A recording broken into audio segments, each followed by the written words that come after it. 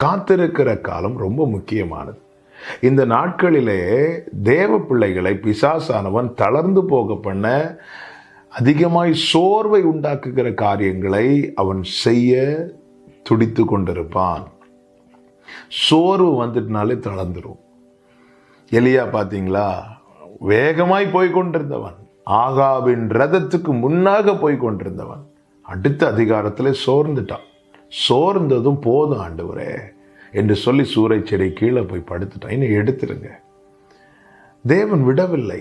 தேவன் அவனை தட்டி எழுப்பி போஜனத்தை கொடுத்து அதை புசிக்க வைத்து தொடர்ந்து ஓட வைக்கிறார். அப்படி என்றால் காத்திருக்கிறவர்களை 2 பேர் அணுகுகிறார்கள்.